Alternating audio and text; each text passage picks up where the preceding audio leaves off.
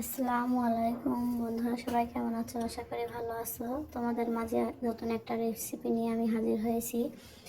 আমার আজকের recipe pound cake. তোমরা যদি বাইরের কেকটা না খেয়ে এভাবে বাসায় বানিয়ে নিতে পারো তাহলে সেটা খুবই স্বাস্থ্যকর হয় এবং বাইরের অস্বাস্থ্যকর খাবার থেকে বিরত থাকার একটা প্রচেষ্টা আর কি। একটা ডিমের জন্য 1/3 কাপ ময়দা। আমি 2টা ডিম নিয়েছি, এজন্য 1/3 কাপ ময়দা 2বার করে দিয়ে দেব। 2 চা চামচ গুঁড়ো দুধ দিয়ে দেব। 2 চা চামচ কর্নফ্লাওয়ার দিয়ে দেব এবং 1 চা চামচ বেকিং পাউডার দেব। শুকনো উপকরণটাকে আমি ভালোভাবে চেলে নেব। এবার 2টা ডিম নিয়েছি। 2টা ডিমের জন্য 1/2 কাপ চিনি। 4টা ডিম হলে 1 কাপ চিনি, এটা আপনি একটু মনে রাখবেন। ডিমটাকে ভালো করে চিনির সাথে মিশিয়ে নেব। আমি একটা হ্যান্ড উইস্ক দিয়ে মিশিয়ে নিচ্ছি, তবে ইলেকট্রিক বিটার দিয়ে মিশালে ভালো হয় বেশি। হাতের কাছে তো সবার ইলেকট্রিক বিটার থাকে না, তাই হ্যান্ড উইস্ক দিয়ে আপনারা একটু সময় নিয়ে মেশাতে থাকবেন। আমি 15 থেকে 20 মিনিট একটা মেশাতে আমার সময় লেগেছে। আপনাদের কম বেশি সময় লাগতে পারে। দেখবেন কালারটা আস্তে আস্তে এরকম হয়ে যাবে।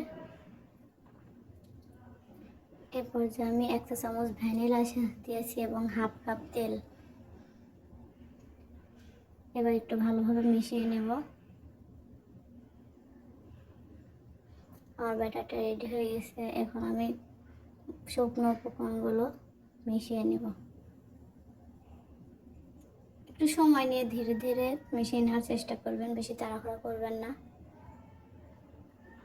আমি 2বারে মিশিয়ে নিয়েছি, দেখুন। একটু ধৈর্য ধরে একটু সময় নিয়ে মিশিয়ে নেবেন।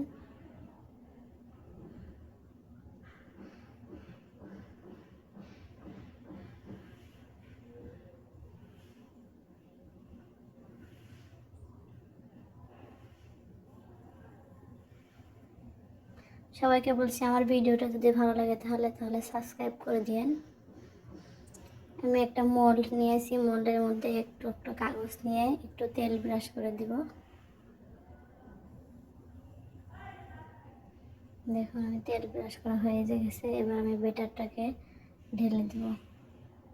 ব্যাটারটাকে ঢেলে একটু ট্যাপ করে দিবেন যাতে এয়ার বাবলস ক্রিয়েট না হয়। এবার প্যানটাকে আমি 5 মিনিট হাই হিটে গরম করে নেব। হাই হিটে গরম করা হয়ে গেছে। এবার আমি মোল্ডটা দিয়ে ঢাকনা দিয়ে ঢেকে ফুটোটাকে একটা লবঙ্গ দিয়ে বন্ধ করে দিয়েছি এবং চুলার আঁচটা লো থেকে একটু মিডিয়াম দিয়েছি। 40 মিনিট পর দেখুন আমার কেকটা রেডি হয়ে গেছে। একটা টুথপিক দিয়ে দেখে নেবেন। দেখুন টুথপিকটা ক্লিয়ার এসেছে, তার মানে আমার কেকটা অলরেডি হয়ে গেছে। আমি এটাকে ঠান্ডা করে নামিয়ে নেব।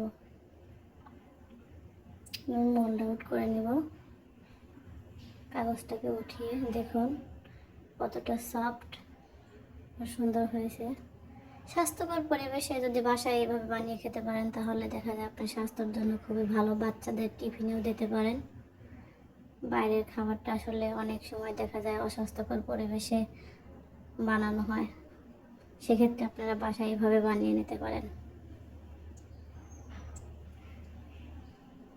আর সবশেষে বলছি, আমার চ্যানেলটা যদি ভালো লেগে থাকে তাহলে সবাই সাবস্ক্রাইব করে দিবেন এবং বেল আইকনটি বাজিয়ে